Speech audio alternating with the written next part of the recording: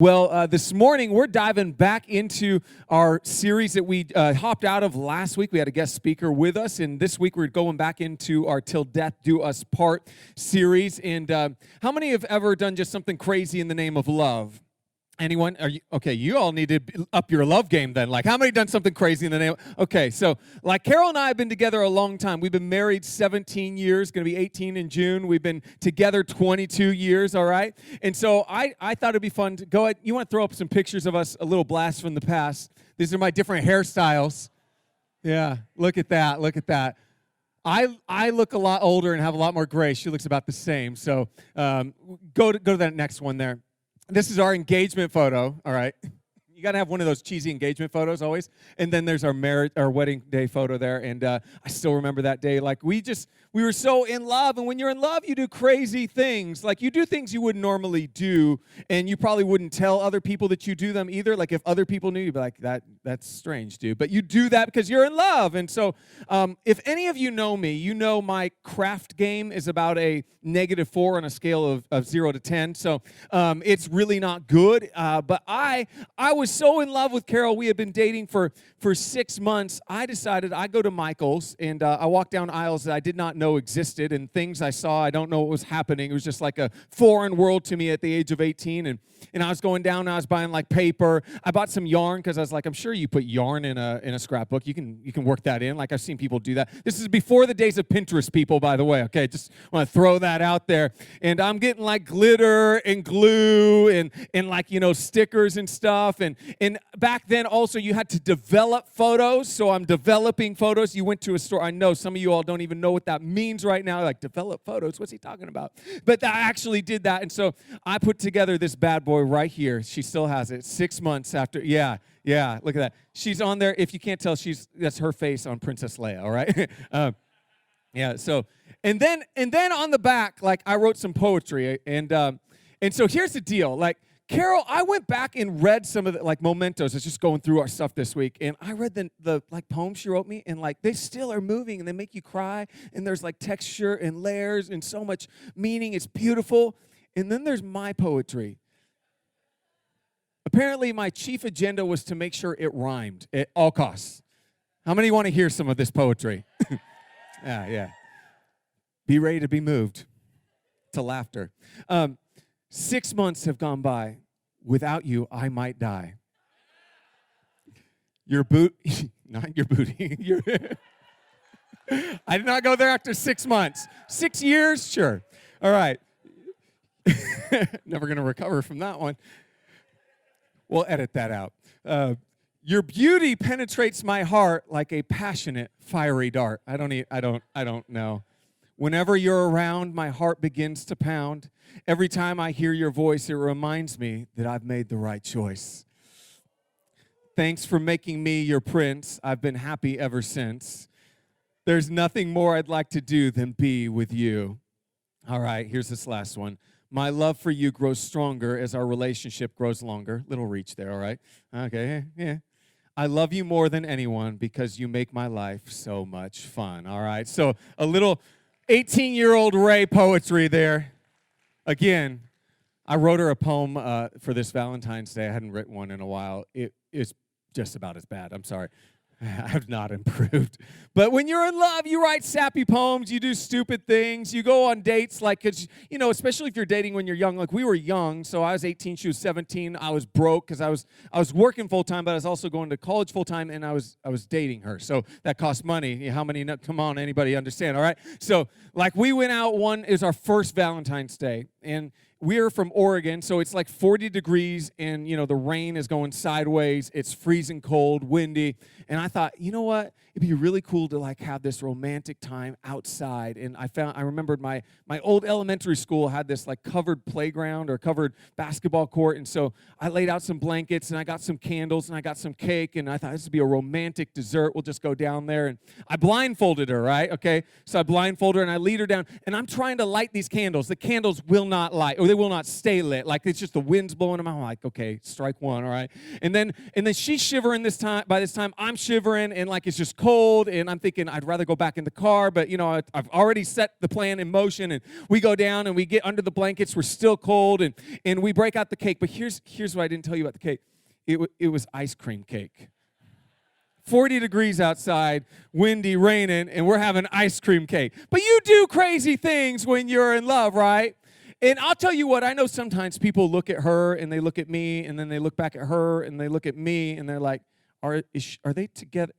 How did she, and they're trying to add it up in their sense, because you know how, guys, how many of you, you married up, all right? You married up, all right?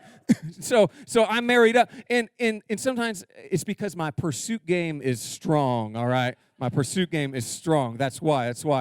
But she pursues me too. I told the story before, but one time on, I think it was on an anniversary or birthday or something like that, she bought a wiffle ball set, and it's just her and I. We went to this local park, and we just played baseball, just the two of us. We just have fun together. It's one of the things I love about being married to her. She loves to have fun and have those moments. And how many know you don't have to break the bank always to have fun, right? Come on, you can have fun if you get creative. And probably all of you have, if you've ever been in love or maybe you've been married a while, you have these similar stories. Maybe where you drove a long time to just so you could go see her for a few hours, and then you drove a long way back.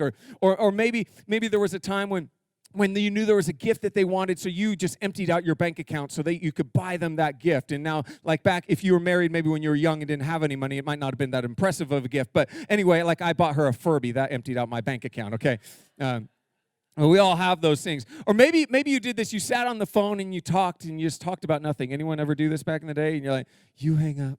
No. You hang up. No. You hang up. All right, we'll hang up at the same time. All right, 1, 2, 3. Why are you breathing? What, you didn't hang up? Oh, no, you hang up. You're stupid when you're in love. Come on now. How many know it's just you do stupid things, all right? But that's what happens. But unfortunately, sometimes as time goes on, things begin to change. Intimacy begins to be lost. Romance begins to fade. And we can find ourselves in a place where we stop pursuing one another. And that's really what I want to share with you today, this idea of pursuit. Because there's no area of your life that you're going to grow in if you don't pursue. You have to pursue. If you want to get in shape, you got to pursue a better body, right? You got to put the right food into it. You got to do the right workouts. If you want to grow a business, you got to pursue the right relationships and make the right decisions so that you can grow your business. If you want to do better in school, you got to pursue your education. You got to study. You got to put in the work and the effort. You can't even have a better yard without pursuing it, right? You got to go cut the different brush, trim the leaves. That's what I'm trying to say. What am I trying? He's a landscaper down here. He's helped me out. All right. You gotta trim it all back, the shrubs and everything. You gotta mow the lawn and put out the fertilizer. And I didn't find this out until we lived here for a while, but there's 2 types of seed you gotta put out. And so our yard just looked like trash after about 6 months. And so you gotta take care of all that. And if you don't, what ends up happening is you don't end up in the place that you want to be. And here's the truth, speaking of lawns here. If the grass is always greener somewhere else, and let me just tell you, it's time to water your own yard. If the grass is always greener somewhere else, it's time to water your own yard. Here's what we talked about last week. We went back and we said, if you're currently single, we kind of made a commitment. And the commitment was this. We will pursue our one, we'll pursue God, while preparing for our two. That's someone that God's going to bring into our life.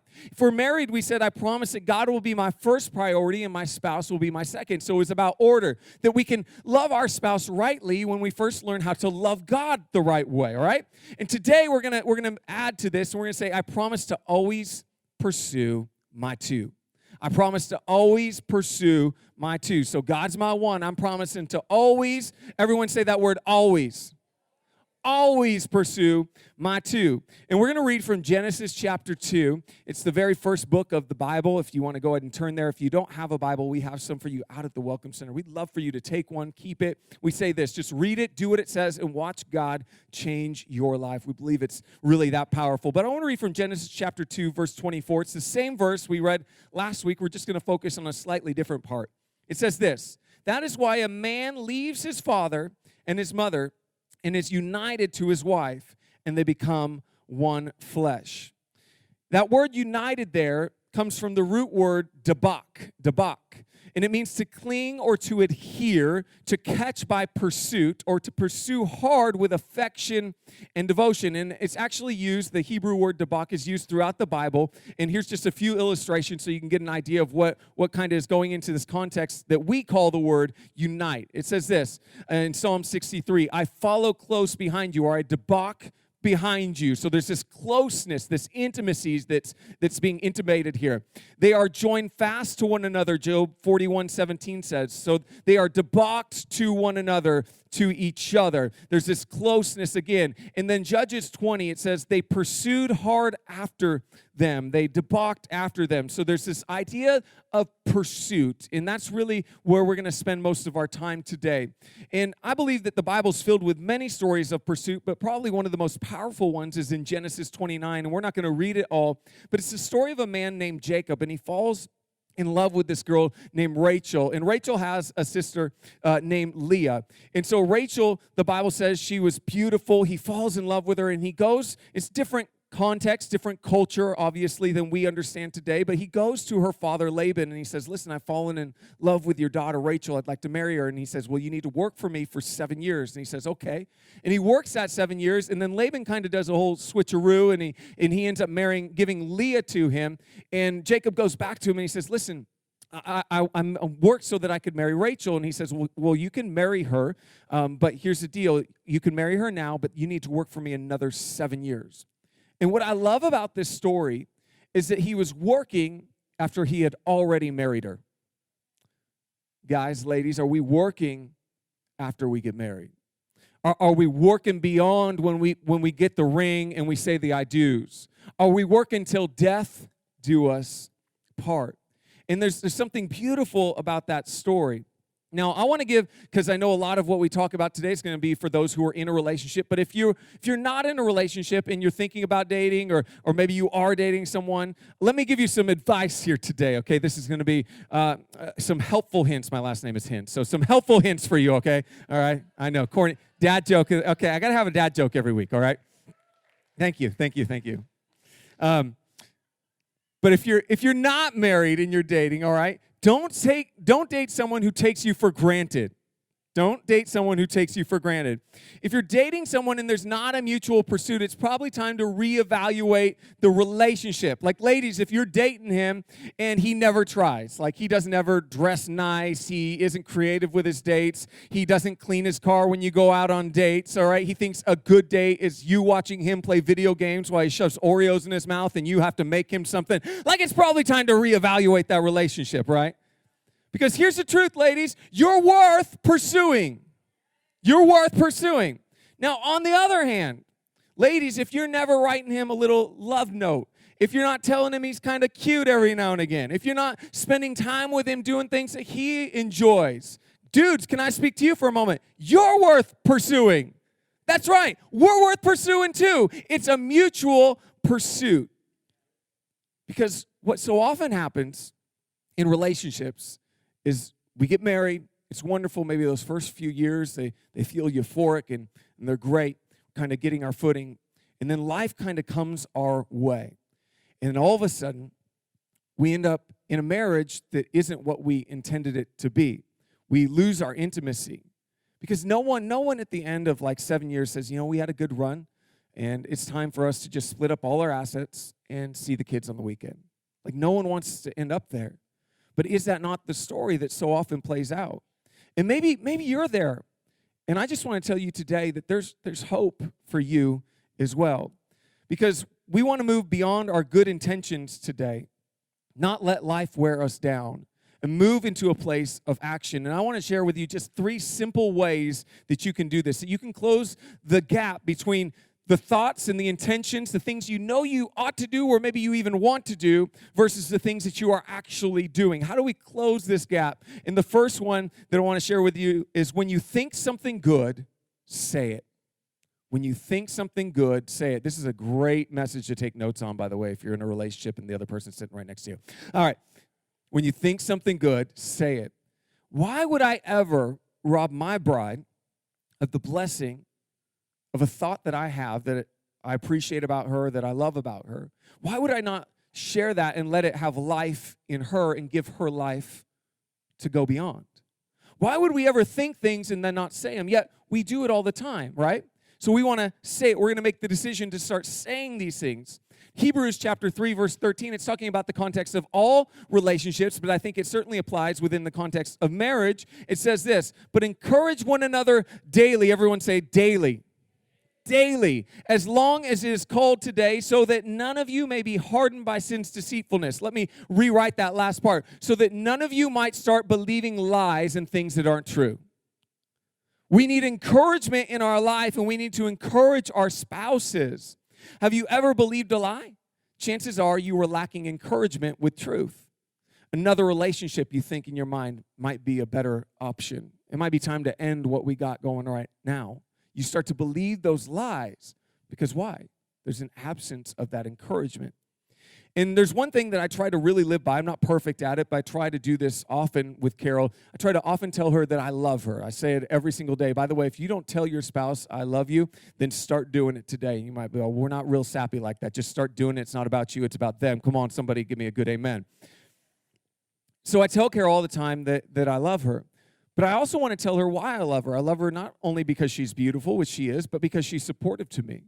I love her because she's an incredible mom. I love her because she loves Jesus and inspires me to be a better man. And men, I'm going to speak to you for a moment, okay? I'm going to give you some great advice here. You're going to pursue her with words of affection, with words of affection. Now, let me break this down for you. This means non-sexual affection. Let me say that one more time. Non-sexual affection. Some of you guys are looking at me like, what's that? It's affection. It's affection that is non-sexual, all right? All right. Guys can make anything sexual. Like, ladies can be like, can you take the car in? We need to get the tires rotating. You're like, oh, I'll rotate your tires, baby. Like, like, can you bring in the groceries? I'll bring in your groceries. Come on now. Like guys that's a spiritual gift. I don't know what sickness. I don't know what it is. Like just we got problems, but we do. So say it with me, guys. We're gonna share words of non-sexual affection. Yeah, say it with me. Non-sexual affection. Okay, all right. Okay, we got it, all right. Here's a great practical way to be able to do this, all right? You're gonna say, I love you, and then you're just gonna add this word because.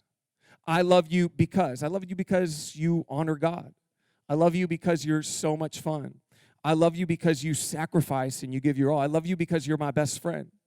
I love you because even though we're in one of the hardest times of our life, I wouldn't want to do it with anyone else other than you. I love you because.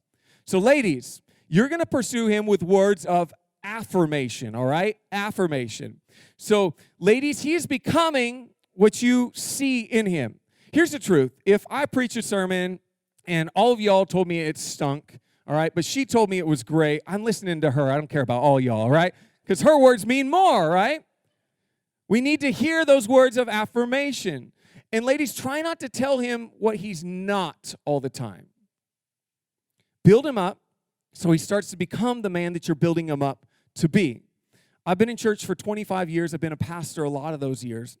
And I've heard this very, very similar common complaint.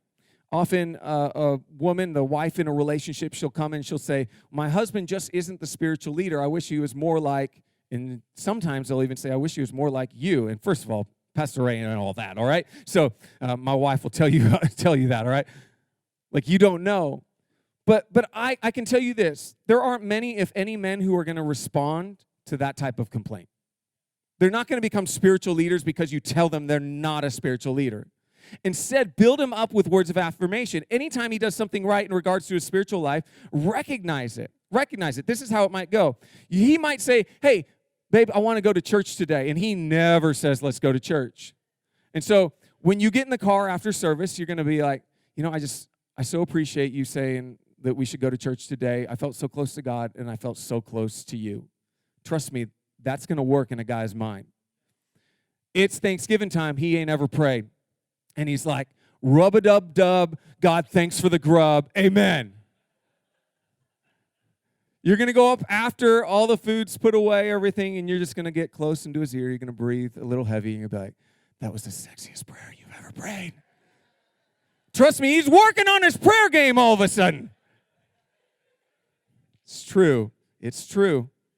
It's funny, but I'm telling you, there's a lot of truth to it. Guys need clear cues to know what to do, ladies. So help them out and celebrate when we get it right, because we won't always get it right. But help him to become the man that you are saying and seeing in him, so he can become that man tomorrow. So there's really a question that each of us are asking. Men, she wants to know, do you love me today? Do you love me today? Not did you love me, do you love me today? And ladies, he wants to know, do you believe in me today? Do you believe in me today? So anytime you think something good, say it. Say it. It's so important. The second thing we're going to do is when you think something special, do it. Do it. And now I'm going to very loosely apply James 4:17 here, and I'll explain here in a moment. But it says this: if anyone then knows the good they ought to do and doesn't do it, it is sin for them.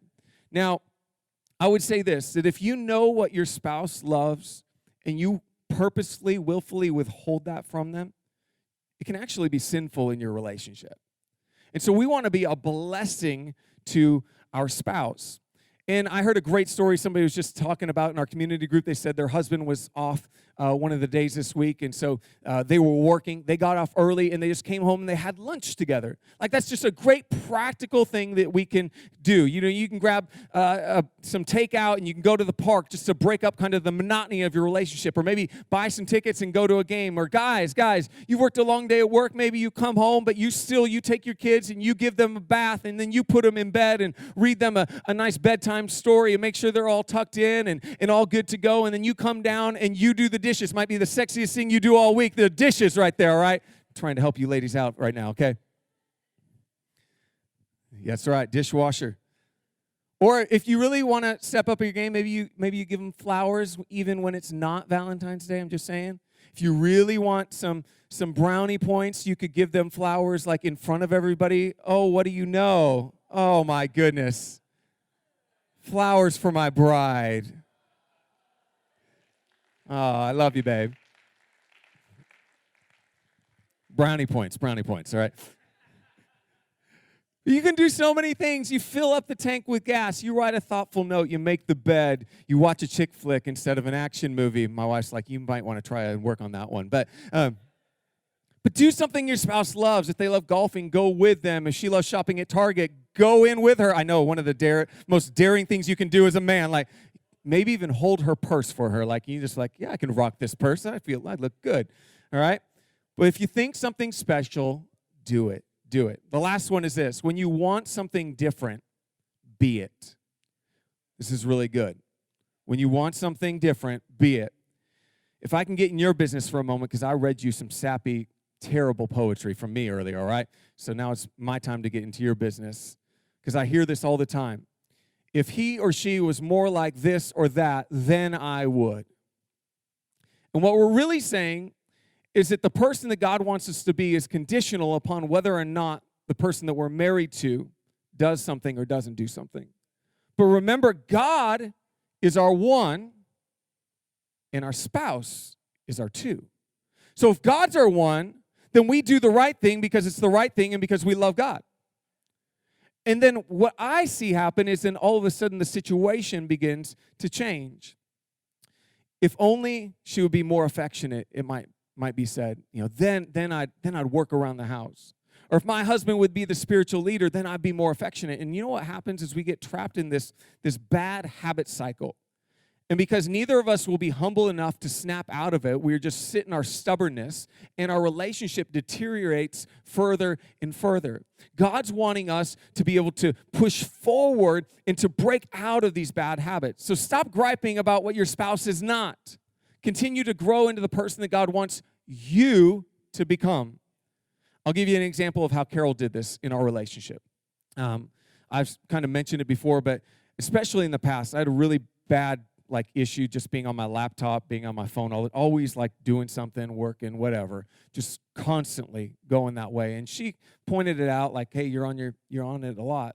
It'd be nice if you spent some time and kind of engage. And she kind of left it at that. And then all of a sudden one day she just kind of took a radical step and she began to put her phone away all the, in the evening. I wouldn't see it. And I began to notice that she was super engaged and I was always disengaged. And watch this, her example led me to examine my behavior. And then eventually, not only did I examine my behavior, but I began to change my behavior. And this is the real key, because she didn't nag at me. She didn't criticize me. She didn't complain all the time about what I wasn't doing. She led the way as an example.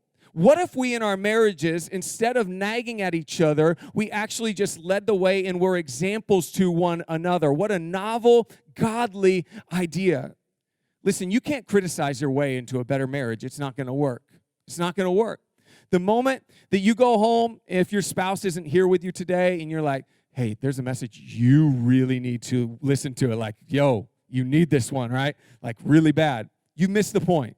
Because this message is for you. It's for me. If you want something different, you become something different. A couple weeks ago, when we first started this series, I asked Carol a series of questions, and I just asked her to sit down again and answer a couple questions here today. And so I just want her to share kind of some of her wisdom in our story. Go ahead and watch this video.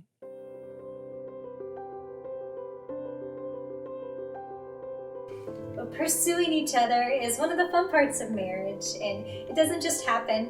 You have to be intentional about it, and it's looked different for us throughout the years, from when we were first married to having kids and all of the seasons of life. But some of the practical things that we do now, we go on dates, we're affectionate with each other, we flirt and have inside jokes and really have fun with each other. But it's so important just to remember to enjoy your spouse and to continue to pursue them, even many years into your marriage.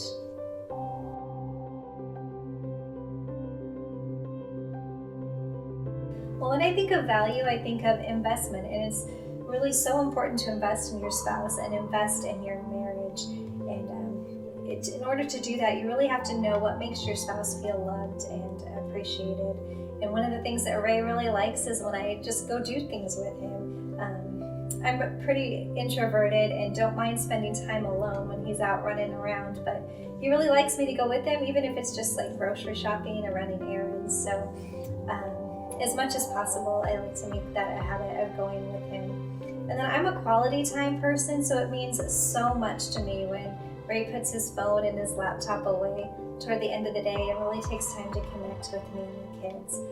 That time of connection is super important to me, and he's really good about doing that. Just real practical advice. Come on, give it up for my wife. She's just amazing. So we get ready to close today. Our vow is this: I promise to always pursue my two. Gentlemen, if I can just speak to you for a moment, take the lead. Take the lead. And I hope this doesn't come across as insulting in any way. I don't intend it to be that. But I think the Bible's really clear that we each have different roles, and we're going to break into that more next Sunday, and so I encourage you to be here. The truth is, women are just like better at certain things. Is it not true? Like, they just are. And one of the things, we're actually doing some premarital meetings with a couple. They're getting ready to get married here this week, actually, and he had his own home. They both did, actually, but he had his own, and she's going to move in to his place. And it was kind of like a bachelor pad. And she came in, and she made this house a home, because women tend to be able to just make things out of nothing. Like, they multiply things. Like I said, I do to Carol, and all of a sudden, bam, we had 5 kids. Like, she's really good at multiplying, like a great multiplier. But whatever you put into a woman's hands, they tend to be able to multiply. I really do see it as a gift. And men, you know this to be true, because if you give them a hard time, they multiply that. I'll leave it at that, all right? So here's my thing for you guys. If you don't like what you're getting in your relationship, look at what you're giving. If you don't like what you're getting, then look at what you're giving. Are you giving them the ability